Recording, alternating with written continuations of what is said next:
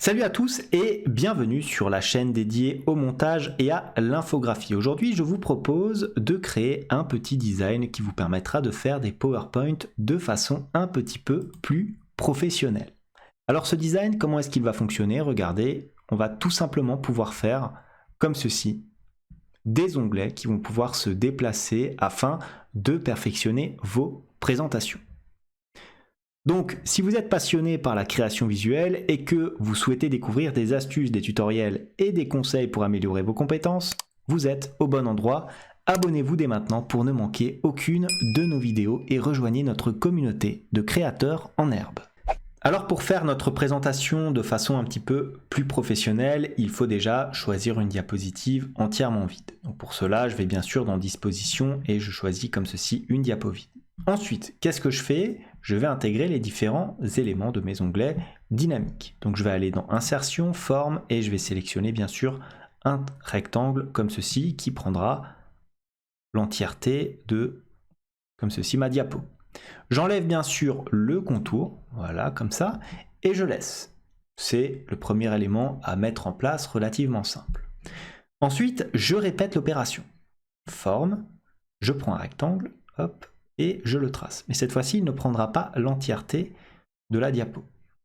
Il s'arrêtera à peu près ici. Voilà. Et on va prendre une couleur un petit peu... Alors, est-ce qu'on prend ça? Non, on va prendre plutôt quelque chose comme ça. Voilà, on va prendre celle-là, comme ceci. Le contour, on l'enlève. Pareil. Une fois qu'on a ça, attention, je vais encore ajouter une autre forme qui va servir justement à mon onglet. Une forme comme celle-ci. Que je vais placer comme ça. Voilà, c'est très bien. Le remplissage, c'est bien sûr le même que ce que nous avons à côté. Alors il faut que je retrouve maintenant la bonne couleur, c'est celle-ci, voilà. Bien sûr, j'enlève le contour. Pourquoi? Parce que nous allons tout simplement grouper les deux formes. Donc voilà, comme ceci. CTRL-C, CTRL-V. Et je vais faire un clic droit, grouper, grouper. Donc on a groupé ces éléments-là. Ensuite, qu'est-ce que je vais faire? Je vais mettre éventuellement une petite zone de texte. Donc insertion, zone de texte, que je vais mettre ici. Pourquoi? Parce que je vais simplement mettre un petit A, voilà, pour signifier à l'utilisateur que c'est un onglet. Voilà, j'augmente un petit peu la taille de la police. On peut éventuellement laisser comme ça, voilà, ça pose pas de problème. C'est à peu près, disons, au milieu. Cliquez ici sur le centrage. Et voilà. Une fois qu'on a fait ça, on va prendre notre lettre. Voilà, on va faire contrôle de l'ensemble de nos différents éléments.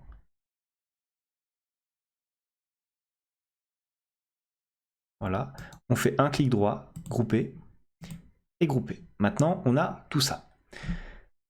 Ce que je vais faire, c'est que je vais répéter à présent l'action plusieurs fois. Donc, je vais faire un CTRL-C, CTRL-V. Voilà, mon élément est réapparu ici. Je le place. Alors non, je n'ai pas sélectionné ça. Je vais le laisser comme ça. Je vais faire précédent. Voilà, ma sélection, c'était bien cet élément-là, que je vais un petit peu reculer comme ceci. Voilà. Et je vais changer bien sûr la couleur de fond. Donc je vais aller dans forme, format de la forme. Et je vais prendre quoi? Je vais prendre un bleu très clair, par exemple. Est-ce que je prendrais pas celui-ci? Non, je vais prendre celui-ci. Voilà, comme ça. Donc là, bien sûr, ça sera plus A, ça sera B. Comme ceci. Et ma forme va cette fois-ci se décaler vers le haut. On va remonter un petit peu tout ça de sorte à avoir un véritable positionnement d'onglet. Donc A par rapport à B et ainsi de suite. Voilà, comme ça à peu près. Ensuite, on va faire pareil avec cet élément de texte qu'on va placer ici, donc bien au milieu. On n'oublie pas de rapprocher un petit peu comme ceci pour qu'il n'y ait pas d'espace. Voilà, donc là, les éléments, on vérifie bien que tout soit groupé. Donc tout est encore groupé, il n'y a pas de problème là-dessus. Une fois que j'ai fait ça, vous avez sûrement compris hein, maintenant la manip. On va tout simplement répéter encore. On va répéter l'opération. CTRL-C, CTRL-V. Voilà. Je vais placer ça un petit peu en arrière.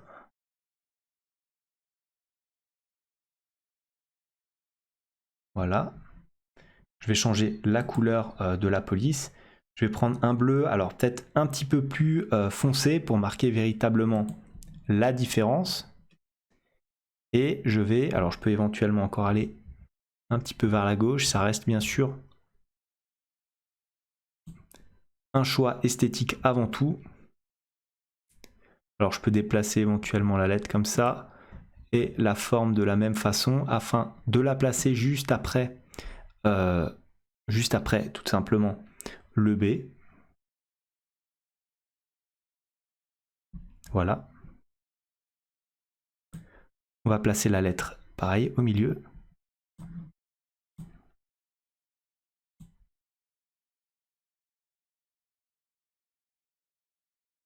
Voilà. Là on est sur du C. Donc on a les trois onglets ici qui peuvent donc être sélectionnés par l'utilisateur. On n'oublie pas de sélectionner nos éléments. Donc notre cadre ainsi que cela, de faire un petit clic droit. Alors attention, là je pense que j'ai une mauvaise saisie.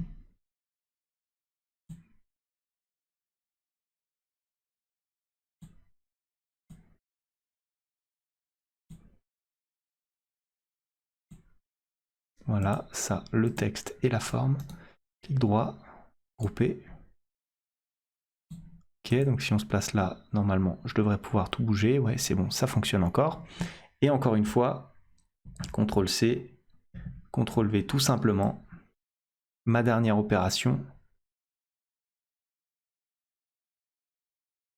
Voilà, donc j'ai à peu près les mêmes zones qui sont tout simplement définies. Alors qu'est-ce que je peux faire? Je peux éventuellement, pour aligner, je peux essayer de aligner au milieu comme ceci, voilà, pour avoir quelque chose d'assez propre. Et ensuite, je vais avoir un remplissage en jaune, comme ça, tout simplement. Et je vais tirer l'ensemble de mes éléments vers le haut. Alors attention, c'est toujours un petit peu délicat quand on est dans des zones un petit peu graphiques comme ça.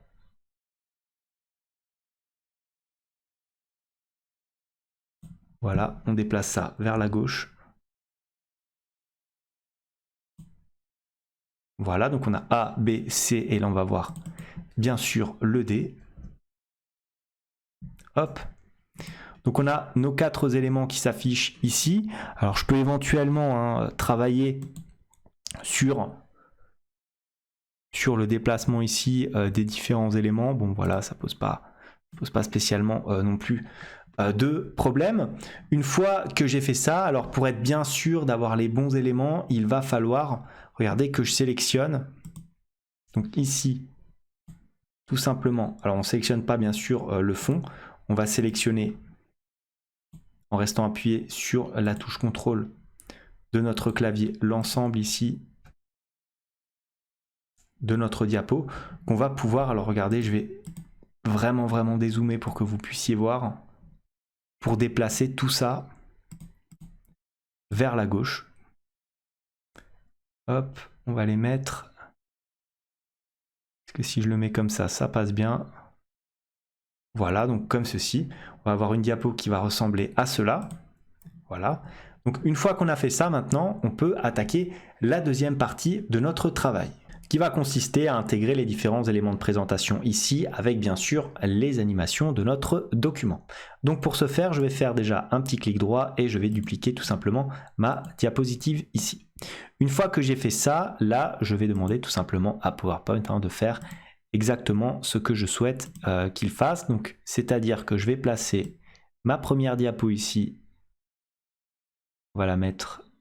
Est-ce qu'on la met jusqu'au bout? Ouais, on peut la mettre jusqu'au bout, ça pose pas trop de problème. Ensuite, on intègre le premier élément.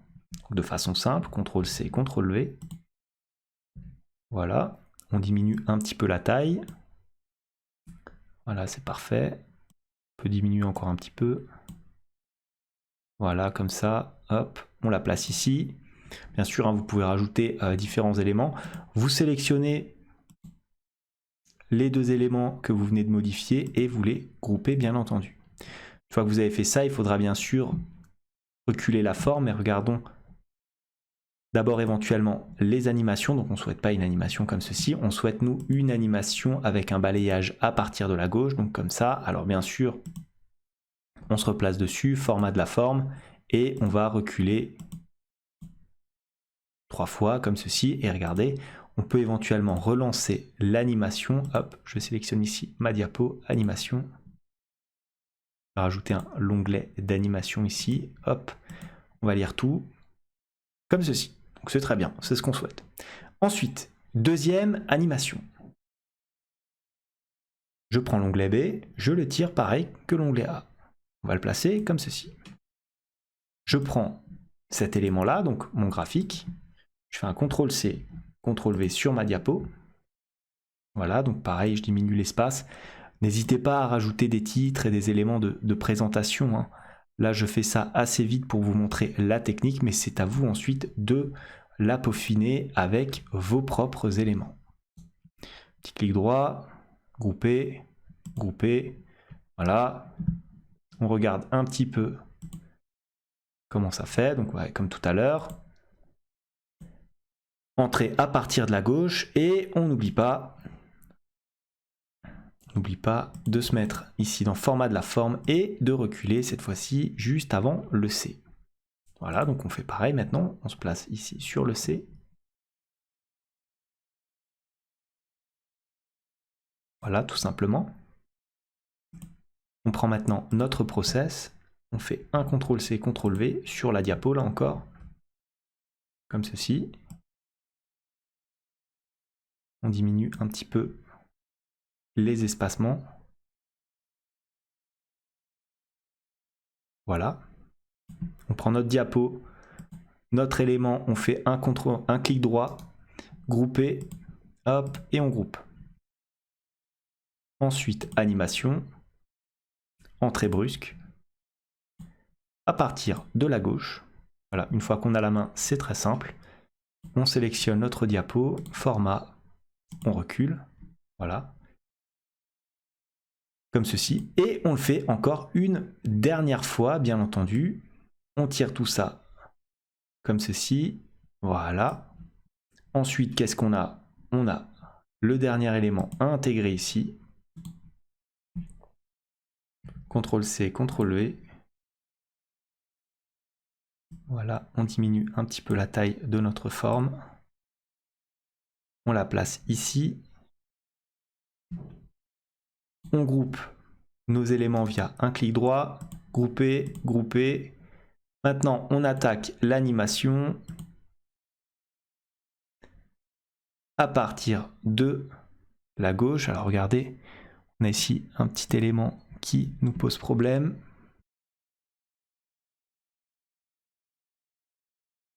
Alors est-ce que c'est passé? Voilà, c'est bon.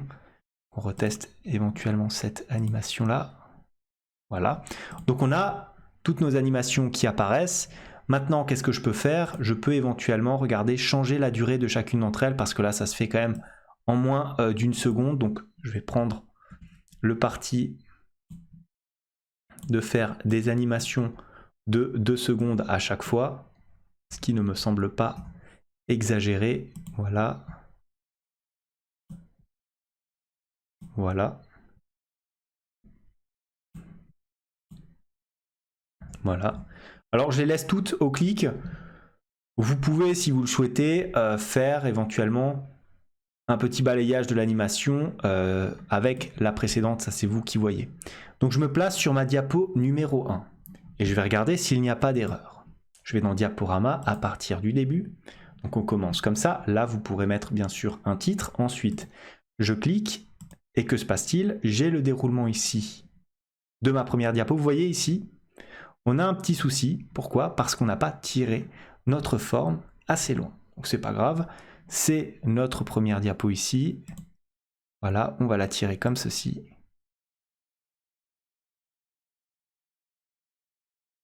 Voilà, donc ça n'a rien changé en principe. On retourne à partir du début. Voilà, donc on a notre première diapo qui apparaît. On va voir si pour la deuxième, ça colle. La deuxième, vous voyez, hein, ici encore, un petit élément qui ne colle pas, c'est pas grave. On va le modifier.